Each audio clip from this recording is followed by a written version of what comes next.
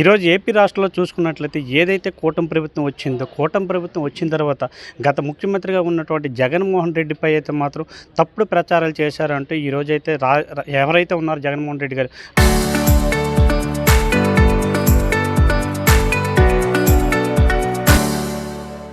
ఆదేశాల మేరకు అయితే ఈరోజైతే మొత్తం ప్రతి ఆలయంలో పూజలు చేసే పరిస్థితి కనిపించింది.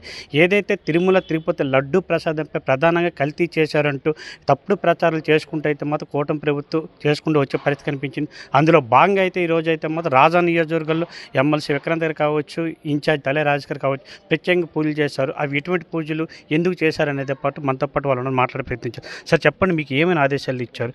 ఈరోజు ఎటువంటి పూజా కార్యక్రమం చేశారు? 2024 సెప్టెంబర్ 18వ తేదీన చంద్రబాబు నాయుడు గారు ఒక అసత్యాన్ని సత్యంగా చెప్పాలని చూశారు.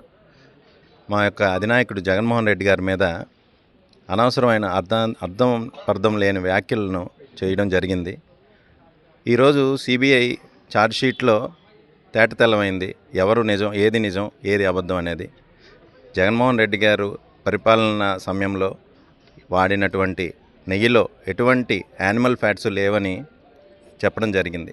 ఈ సందర్భంగా నేను ఒకటే తెలియజేసుకుంటున్నాను, చంద్రబాబు నాయుడు అనే వ్యక్తి తన రాజకీయ లబ్ధి కోసం సొంత మామనైతేనేమి, ప్రజలనైతేనేమి, లేకపోతే ప్రతి ఒక్కరిని వాడుకుంటారని మనందరికీ తెలుసు. ఇప్పుడు కొత్తగా ఏంటంటే దైవాన్ని కూడా, కలియుగ దైవం అయినటువంటి వెంకటేశ్వర స్వామిని కూడాను తప్పుగా వాడుకున్నారు. దీనికి ఆ దేవుడే ఆయనకి తగిన శిక్ష ఇస్తారని మేమందరం భావిస్తున్నాము. అలానే ఏదైతే ఆయన కానీ డిప్యూటీ సీఎం పవన్ కళ్యాణ్ గారు కానీ ఆ రోజు తప్పుని వాళ్ళ యొక్క ఎల్లో మీడియా ద్వారా తెలియజేసి ప్రజలందరికీ తప్పుదోవ పట్టించాలని చూశారో, వారు కూడాను ఈరోజు బహిరంగంగా క్షమాపణ చెప్తే కానీ వారికి ఆ కలియుగ దైవం విడిచిపెట్టరని నేను భావిస్తున్నాను.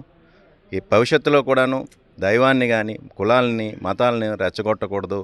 మీరు బాధ్యతాయుతమైనటువంటి పదవిలో ఉన్నారని మరొకసారి నేను గుర్తు చేస్తూ సెలవు తీసుకోండి. సార్ మీరు చెప్పండి, ప్రధానంగా అయితే మాత్రం చిట్టు ఇది కల్తీ కాదని చెప్పేసి తీర్పు ఇవ్వడం జరిగింది. అందులో భాగంగా ఇంకా వాళ్ళు ప్రచారం మొదలుపెట్టారని మీరు ఆరోపిస్తున్నారు. దీనిపై మీరేమంటారు? ఈరోజు ఎటువంటి కార్యక్రమాలు చేశారు? ఒక బాధ్యతాయుతమైనటువంటి వ్యక్తిగా, అలాగే ఒక హిందూ ధర్మాన్ని ఆచరించేటటువంటి వ్యక్తిగా, వ్యక్తిగతంగా మరి తిరుపతి వెంకటేశ్వర స్వామి విషయంలో కానీ, తిరుపతి వెంకటేశ్వర స్వామికి సంబంధించినటువంటి ప్రసాదంలో కానీ ఇటువంటి దుశ్చర్యకి గడిచిన ప్రభుత్వం పాల్పడ్డదన్నప్పుడు ఒకంత మనసు బాధపడ్డది. కానీ ఎప్పుడు కూడా నిజాయితీగా చేసేటటువంటి ఏ ప్రయత్నం కూడా ఫలిస్తుందని, నిజం నిగ్గు తేలుతుందన్న విషయాన్ని మొన్న సిబిఐ వారు ఏదైతే కోర్టుకి సమర్పించినటువంటి ఛార్జ్షీట్ ఏదైతే ఉందో దాంట్లో చాలా స్పష్టంగా గడిచిన ప్రభుత్వం తాలూకా నిజాయితీ ఏంటి, గడిచిన పాలక మండళ్ళు ఏ విధంగా వ్యవహరించి తిరుపతి తాలూకా ఎలివేషన్ని కాపాడుకుని వచ్చారన్న విషయంలోన మరి ఆ ఛార్జ్షీట్లోన చాలా స్పష్టంగా పేర్కొనబడ్డది. ఏదేమైనప్పటికీ కూడా ఈవేళ జగన్మోహన్ రెడ్డి గారు లేకపోతే ఇంకే వ్యక్తి ఇచ్చిన పిలుపు కాదు, ఒక సాటి హిందువుగా మనం తిరుమల తిరుపతి దేవస్థానం అదొక గొప్ప దేవాలయం, అదే ఒక హిందూ మతాన్ని పరిరక్షించేటటువంటి ఒక గొప్ప ఎవెన్యూ. అటువంటి దేవస్థానాన్ని కానీ, అటువంటి దేవాలయం తాలూకా ప్రతిష్టను కానీ, దాని తాలూకా ప్రాశస్త్యాన్ని మనం కాపాడుకోవాల్సిన అవసరం ఉందన్నది ఒక ఆలోచన.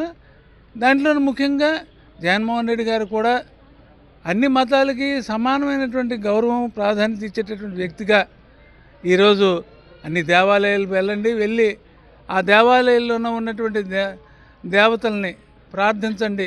ఈ రాష్ట్రంలో ఉన్నటువంటి ప్రభుత్వం, ఈ రాష్ట్ర ప్రభుత్వాన్ని నడిపిస్తున్నటువంటి పరిపాలకులకి మంచి ఆలోచన కలగాలి. వాళ్ళు చేసేటటువంటి పనుల ద్వారా